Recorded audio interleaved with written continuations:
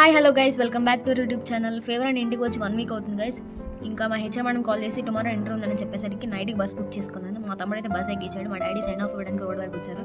చాలా బాధగా ఉంటుంది గైస్ ఇంటి ముందుకు రావాలంటే. మళ్ళీ ఎప్పుడు వస్తామో తెలియదు. అలా 6కి ఎర్లీ మార్నింగ్ 6కి హాస్టల్కి వచ్చేసాను.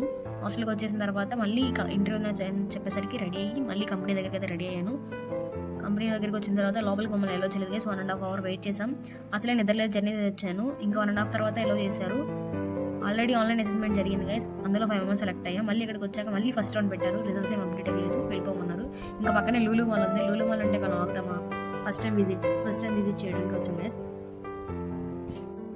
కింద బ్యాగ్స్ పెట్టి ఇంకా మాల్లోకి అయితే టైం పాస్ చేసాం గైస్. అసలు ఓపిక లేకపోయినా వెళ్ళినా అంటే ఎప్పుడు వెళ్ళలేదు గైస్. లూలు మాల్ హైదరాబాద్లో చాలా ఫేమస్ అంటారు.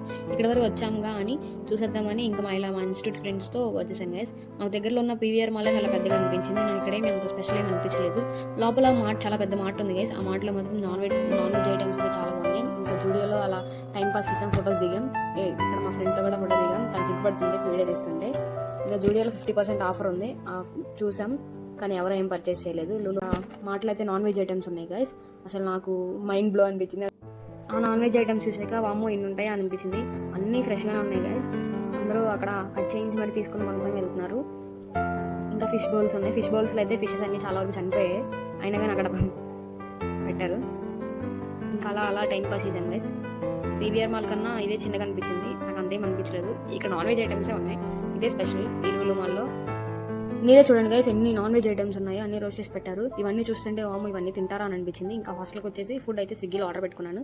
రచిత్ రెస్టారెంట్ అని. ఫుడ్ క్వాంటిటీ చాలా బాగుంది. ఆల్రెడీ ఒకసారి తిన్నాను గైస్, అందుకే నాకు బాగా నచ్చేసింది. ఇంకా మటన్ బిర్యానీ తినాలనిపిస్తుంది. మినీ మటన్ బిర్యానీ అయితే ఆర్డర్ పెట్టుకున్నాను. మీకు కావాలంటే స్విగ్గీలో రచిత్ కృతం అండ్ రెస్టారెంట్ అని సెర్చ్ చేయండి.